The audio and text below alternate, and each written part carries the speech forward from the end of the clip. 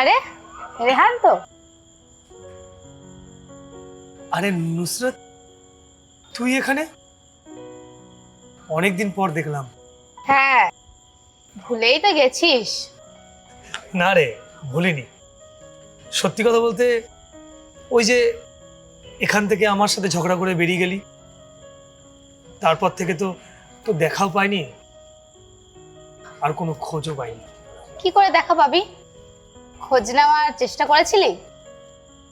তারপর চাকরি পেয়ে জম্বু চলে গেলাম। বিয়েটা ওইখানেই সেরে ফেলেছি।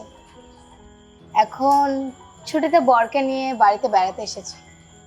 মানে তুই বিয়ে করেছিস? হ্যাঁ, বিয়ে করা কি অপরাধ? আর তোর সেই ব্ল্যাক কফির কি হলো?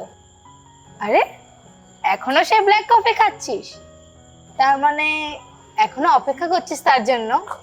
তারপরে এত বছর পর এখানে আমারই সামনে। চিঠিটা এখনো মনে হয় দিয়ে পারিসনি বুঝি?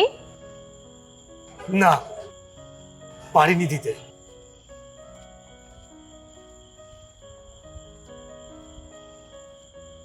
আর মনে হয় কোনোদিনও পারবো না। তোর মতন ভালোবাসার মানুষ সবাই পায় না রে। অবশ্যই তুই তাকে খুঁজে পাবি।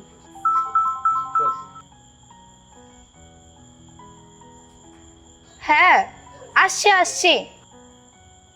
সরি রে, আজকে উঠতে হবে। বর বাইরে অনেকক্ষণ থেকে ওয়েট করছে। তোকে দেখেই এখানে এসে বসলাম। চলি আজ, ওয়েট কর তার জন্য।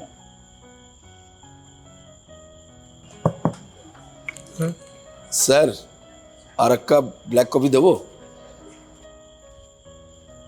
দিয়েই দাও, জীবনটাই তো ব্ল্যাক হয়ে গেল। ব্ল্যাক কফি খাই।